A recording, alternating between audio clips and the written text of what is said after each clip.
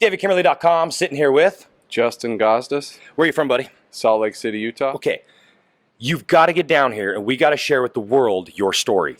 This is inspiring, guys. Now, we're going to inspire the world right now. I'm going to ask you, what was your setback, buddy? I have rickets. It's a rare bone disease. Affects your bones and makes them really weak. It caused my legs to bow severely over time, and my arms to bow severely, and just very weak bones. When I was young, I was perfectly good until I hit about my teenage years. Then my mobility started slowing down. When I was growing up, I played every sport there was, and then eventually got to the point where I couldn't play anything. Then it eventually got to the point where I could hardly get around. Okay, so we're not moving around, and we go to the doctor. What does he say? You need surgery. Tell us what these are. These are rods that were placed in my legs when I first started having surgeries, and I had them in for about 10 years and got them out a few years back. Rods and screws that were from my hips down. Oh, you guys hear that metal? That was in his legs. And what kind of shape were you in when they came out? Not very good. Half decent. I was working out, but when I first started having these surgeries, they could only do one leg at a time. So there was a 2-year period where I did not walk. I was in a wheelchair for probably half of it. A friend of mine in Salt Lake told me he's seen you in a few magazines and found out you were from Salt Lake City, Utah. So I looked you up, started checking your stuff out, friended you on Facebook, sent you a few messages. You replied, and we started working together just a little bit after that, and you sent me my protocol, and I've been following it since. He couldn't do bench press, and we wanted him to be able to get a chest. We wanted a chest. Damn it, how do we get a chest? And so we manipulated it to be how many push-ups twice a week of chest? 250 twice a week, so basically 500 a week for probably at least 8-10 months straight. 500 a week times 4 is 2,000, times 10 is how much? 20,000. And then what happened? I can bench now. Okay. What your job is, what you do every morning, and what you're surrounded by.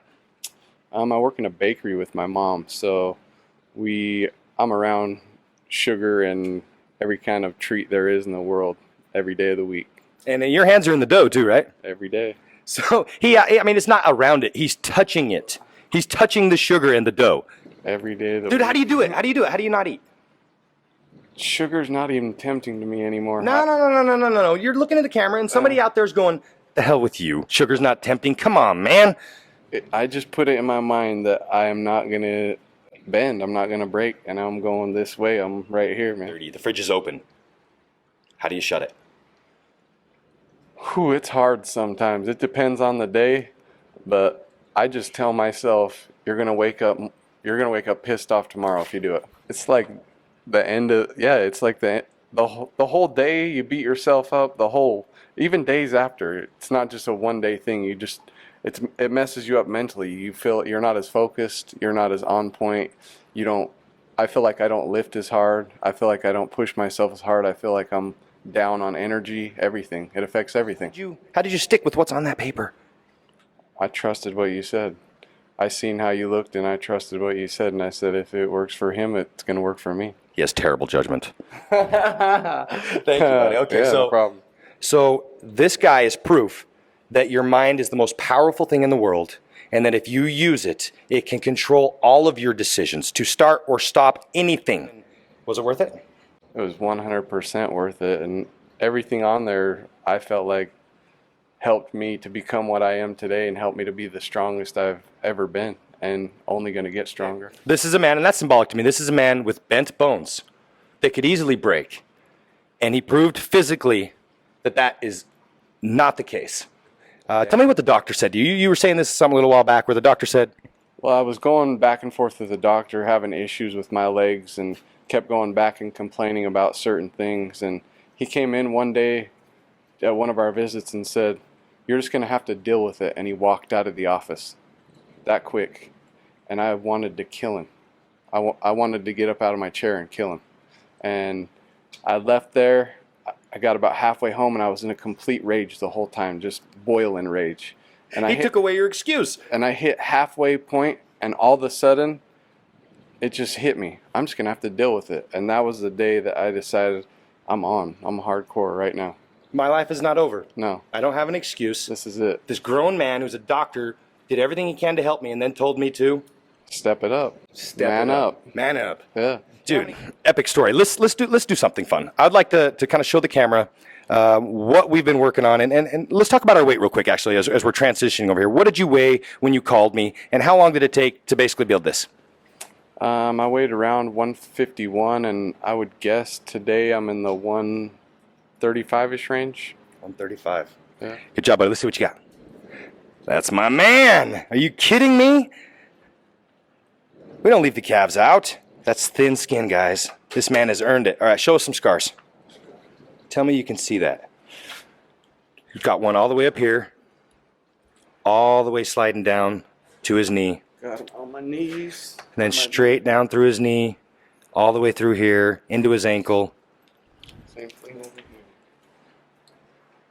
Knees.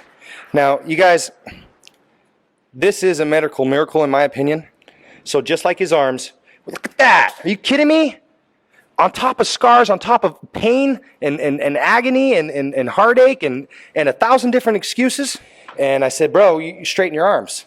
And he looked at me and he's like, you making fun of me? Because at this point still, his physical ability is not to where he can straighten his arm. That's a straight arm. Show me what your straight arm looks like. He built this body and thinned his skin, and that's his straight arm.